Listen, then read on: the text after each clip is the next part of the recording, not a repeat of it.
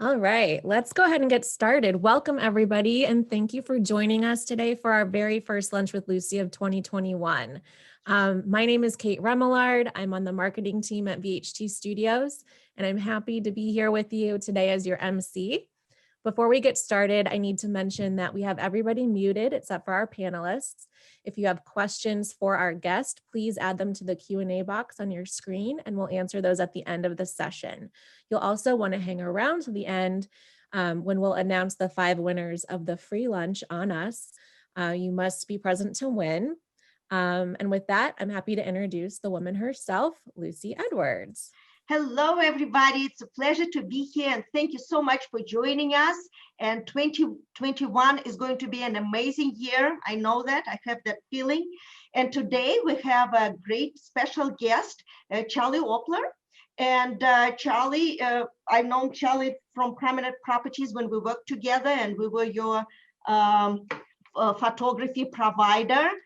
So it's a great pleasure to have you here, Charlie. And Charlie is his Prominent Properties, Sotheby's International Real Estate CEO, and also a National Association of Realtors president.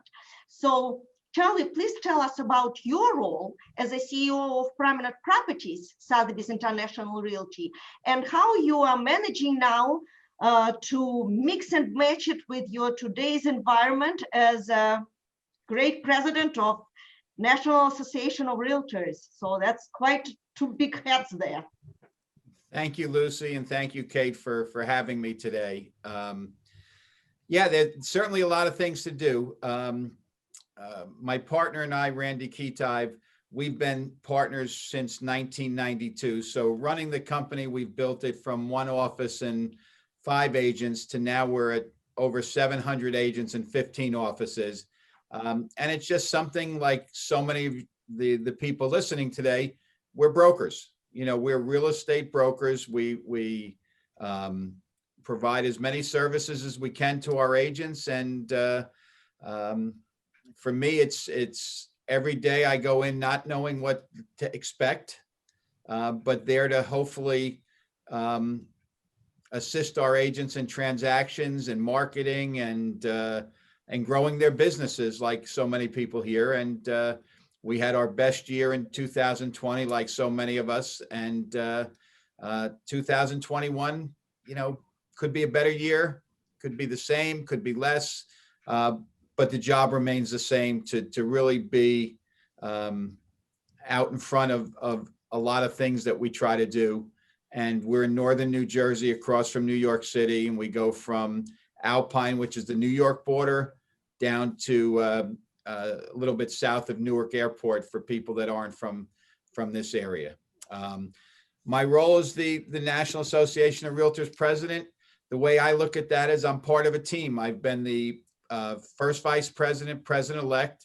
Now I'm the president in 2021, and then next year I'll be past president. So for me, I'm part of a team for 4 years. I just happen to be the spokesperson this year, like my predecessor, Vince Malta, last year. And then in 2022 will be Leslie Ruda Smith, and they both serve on the leadership team this year with me, along with Kenny Parcell from Utah, who's our first vice president. And then we have our vice presidents, our CEO, our treasurer. So you have a team to make decisions, but I'm the spokesperson this year as things come up for the next, foreseeable future. So basically it's the same, but now longer hours and probably a little bit more stress, right? I don't know if it can be longer hours because I'm in the office by 6:30 many days, but I've always done that. And, as my 21-year-old says, Opplers don't get nervous. So, as somebody who played sports and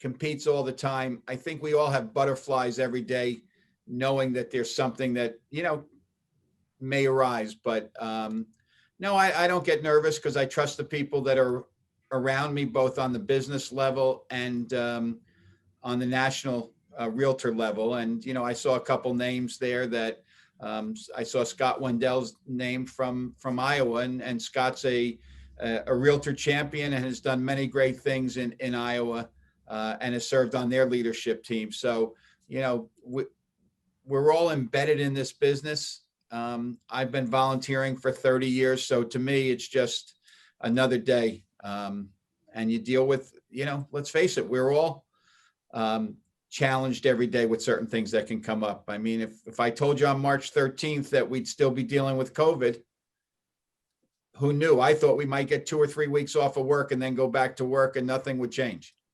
I might have been wrong. Well, I don't really like to say let's hope for the best, but I'm looking forward to a very positive 2021, and you do too. So we'll just work as much as we can and as hard as we can to make it work. And if we have to be safe and watch ourselves, that's exactly what we're going to do to protect us and everyone around us. So that's all we can do, right? Absolutely. But I know you from a personal point. I just would like to say you are so hands-on and so involved in your company and your agents. They are like your partners. So I really greatly respect that the environment that you have in your office and what you build, the relationship with your agents is amazing. So I just wanted to say that I have great respect for that. Thank you, Lucy. I appreciate that. A lot of questions have been coming up about inventory. Everyone is talking about inventory. Every newsletter has something to do with inventory. And I would love to hear your opinion. What do you think about low inventory, since you know, a lot of blame is going on COVID, but I'm sure that there is something else is behind the scenes. Yeah, I guess COVID's going to get the blame for almost everything in the next year. But yeah, inventory's been a challenge for many years. I think if you go back to 2008, 9, someplace in there, depends, you know, where your market was. Builders across the country were building someplace in the neighborhood of 1.5 million new structures, new homes a year. During the recession, from 08, 09, 10, 11, 12, builders production was probably cut near in half to about 700,000 or 750,000. Well, it's not come back anywhere close to 1.5 million units. I think last year we're looking at about 800,000. So if you take that over 11 years, you know, that's about $9 to $10 million, $9 to 10 million new homes that weren't constructed. When I started in the business, and that was before many people on this call weren't born, but 1981, which was my first year in real estate, we were taught in training that the average person moved every 3 to 4 years. Now, those statistics are between 10 and 11 years. Many people can't afford to move from their home because their cost basis is so cheap, and there's no inventory to go to. So it's going to cost more if you could find a home. So many people choose to stay where they are. So if you're building less homes and people are moving less often, the inventory challenge will continue for many years ahead. And then the last thing is many new construction projects in major cities, because the cost of land, have become rentals. So that's not for sale products. So that's hurt us as well. And the glut of buyers, if you will, because interest rates are so low. Mm-hmm. And maybe the one part where COVID has a little bit of this is people like to look at having a home office, maybe a better kitchen, maybe a playroom if you have children, because you've got less flexibility to go out, go to a park, do these things. If you have to do homeschooling, you like to have a separate area. If you have to work at home, you want to have a separate area. So in the past, people ask me, well, what would you compromise on the home you're going to buy? I just think it's functionality right now. Whatever's going to fit you and it's going to be different for each of the customers that we all work with. So I think that's a whole bunch of reasons why inventory is going to be challenged. And then, throw in unemployment right now. So people are fighting to keep their homes. The last thing they're doing is thinking about selling them, so there's a lot of factors, but I do think inventory will remain a challenge for a number of years.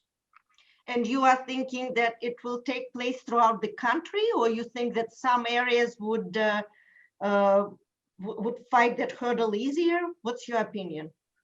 There's reasons people are moving right now to other states. The main reason, or one of the main reasons, is taxes, right? Property taxes are high in many states, and the cost of living.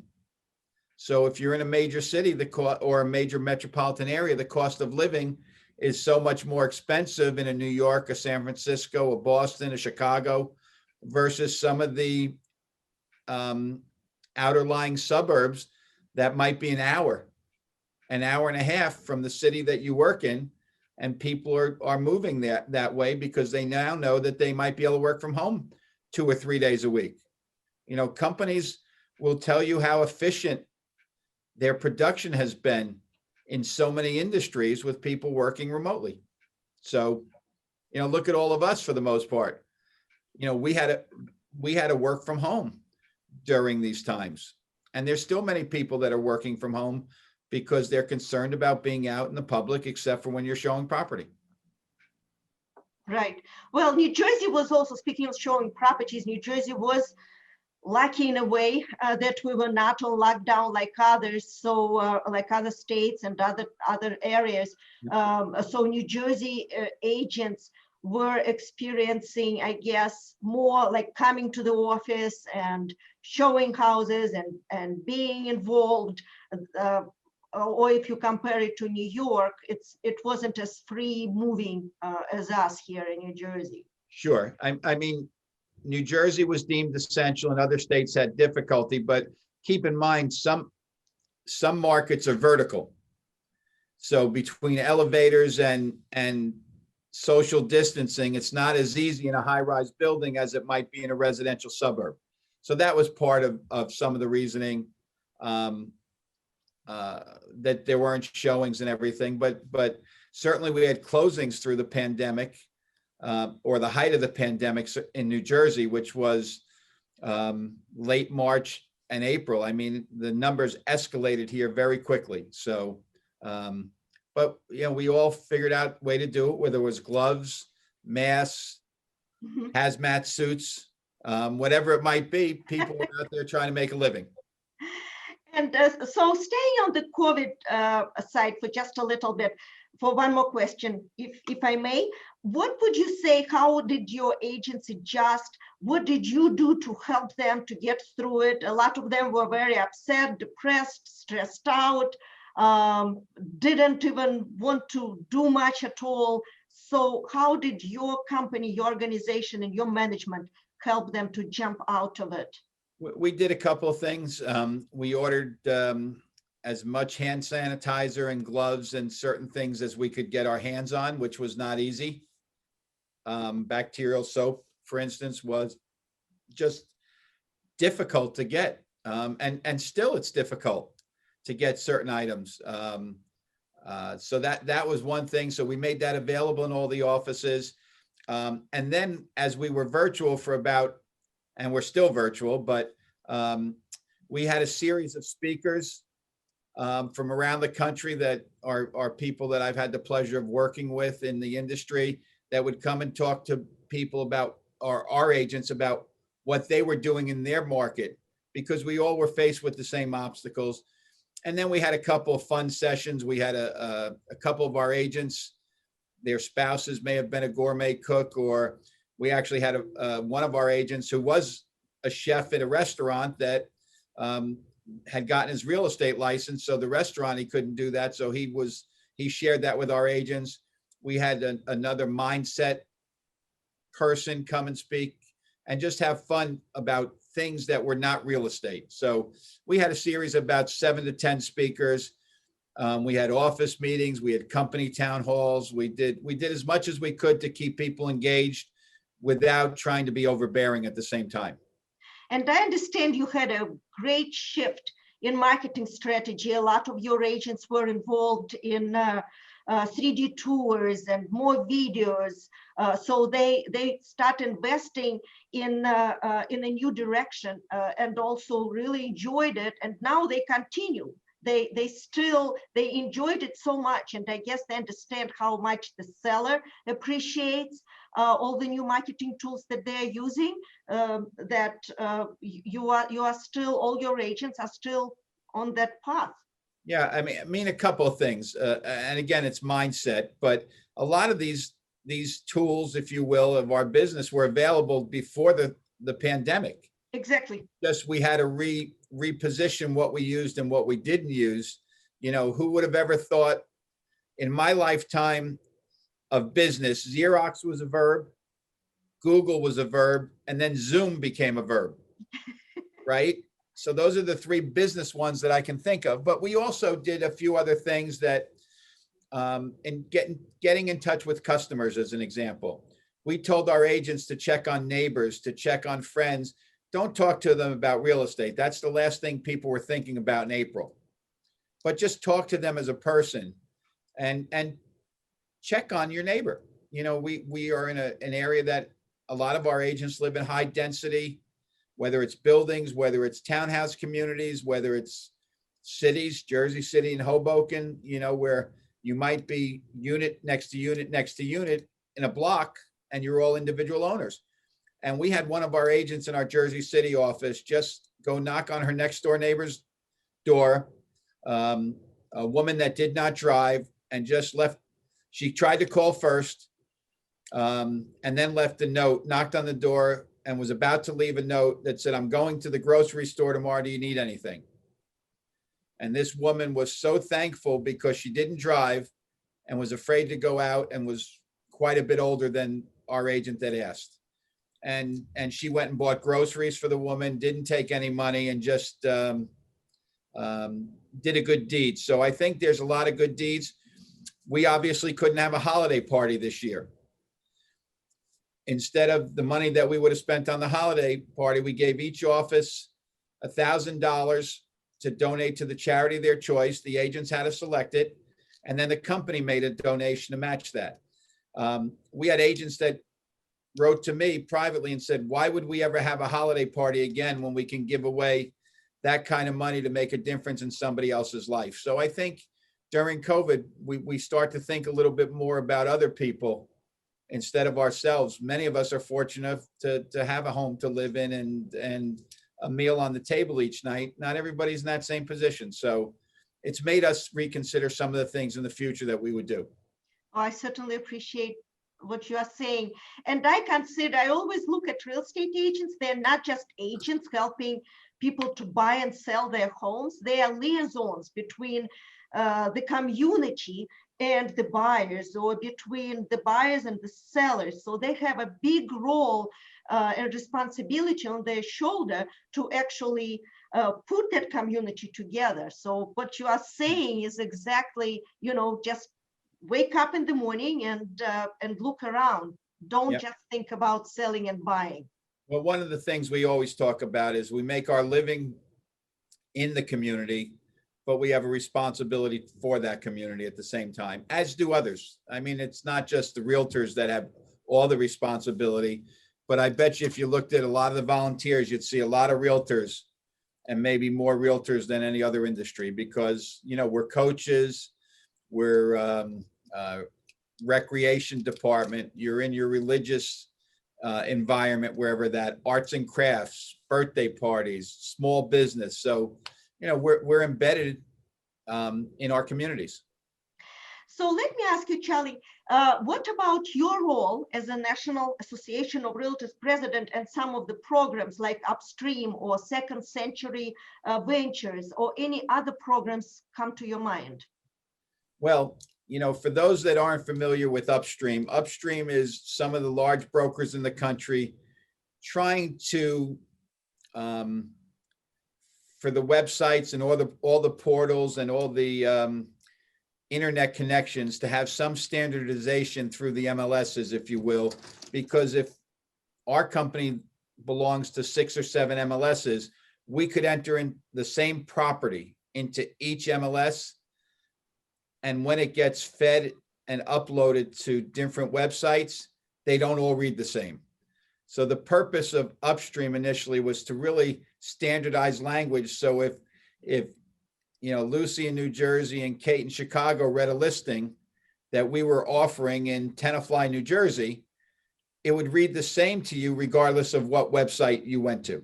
Mm-hmm. That doesn't always happen in our industry. I'll give you an example. Some MLS forms will not ask for a half bath. So if a home has 2.5 baths, one MLS might say 3 bathrooms, the other will say 2.5. Well, when it gets uploaded, somebody might think it has 3 full baths instead of 2.5. Mm-hmm. Little things that we could do better. So that, Upstream is really meant to be a better product for the consumer. Because at the end of the day, if it's better for our agents and it's better for the consumers, we should be doing it.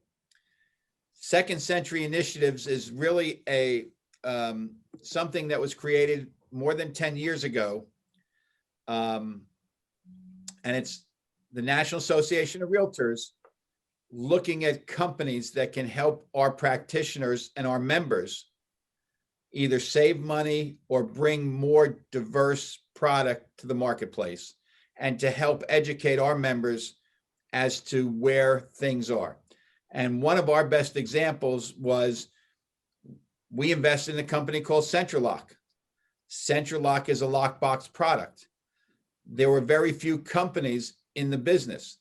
By us supporting a company and then becoming partners with them through Second Century, it's driven down or kept the cost of lockboxes at a unreasonably high number, but it might have been even more unreasonably high. So by supporting those companies, it's helped our industry. One of the businesses that we helped early on was DocuSign. Mm-hmm. And we were one of the major investors in DocuSign. Think about if we didn't have an e-signature platform during the pandemic. Exactly. How would you transact business? And we have investments in over 100 companies through Second Century Initiatives, all with the intent of making certain things available for realtors and other people in business, because everybody uses DocuSign or some platform of an e-signature. Well, NAR's Second Century Ventures invested in them in the beginning, and we vet out new products each year through what's known as our REACH program, where we'll look at hundreds, if not thousands, and narrow it down to 15 or 20 that present each year to an independent panel. We have some questions here, just exactly what we are talking about, right, Kate? Do you mind looking at it? So, but actually some of our audience is agreeing that yes, realtors are connectors. They put people together. So of course you are. Yep. And we're, one of our initiatives in 2021 is there's actually a website, and we're promoting volunteer hours. So if you went to NAR/realtor/good neighbor, it's part of our Good Neighbor program.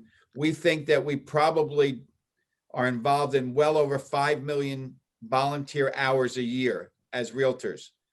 And we think as our members enter that and talk more about what they do, it's going to inspire more people to get involved if they're not. So that's one of the initiatives is member involvement in 2021.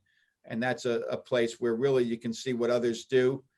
And when we give out our Good Neighbor Awards at the end of the year, I think, there's, again, we're not going to be talking about last year where we weren't in New Orleans, but hopefully in San Diego in November, when we've got 3,000 or 4,000 people recognizing our 5 good neighbors, there's 3,000 people that sit there and do a lot in their community.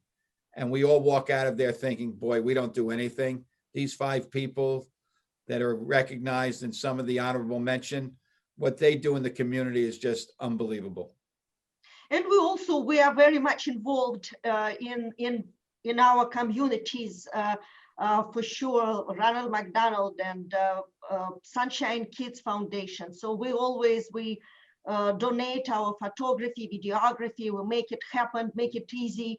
And I think it's a great, there are so many wonderful charities, and we just have to stop and think sometimes how important it is. So I totally. If your audience went to the Good Neighbor winners, the Realtor Good Neighbor winners over the last 3, 4, 5 years, you would just read some stories that are incredible. So may I bring up some questions? Kate, are you? Yeah, we don't have a ton of questions here. I feel like Charlie's answered most of them. One question was if we have stats or where to find the stats on migration from Chicago, New York, Los Angeles, and where they're going to. I think if you contacted your local boards, whether it's the Chicago Association of Realtors or LA or any of them, you would get a lot of that information. Plus the National Association of Realtors does a lot of research in the course of the year, and we'll put out, we release information, like for instance, some of the top cities right now. I know Boise, Idaho was on that list, and Dallas was on that list, and there were 10 or 12, Spokane, Washington. So there's a lot of places that are destination locations. But in terms of people leaving where they are, a lot of them still stay local. You might have New York moving to New Jersey, or New Jersey moving to Pennsylvania, and so on and so forth. But a lot of that information is available at your local board, as well as the NAR research and development team. Okay, we have another question here. How do you encourage your agents and managing brokers to encourage their agents to use their image assets after the sale has been completed of a home? I trust our agents to develop their relationships with their sellers and buyers. Many of them provide photography and the pictures that were taken, to the new home buyer. A number of people get some renderings drawn and given them in a frame. HGTV has been a great influence on a lot of our members as things to do. But our agents really do. This is a person-to-person business, and it's a referral business. So they know the more that they endear themselves to their customer base, the more likely they are to be recommended in the future to do business. All right. Let's see if we can do one more question here before we wrap up. Sure. Ryan is asking, does NAR have plans to combat platforms like REX that actively market against realtor services and fees?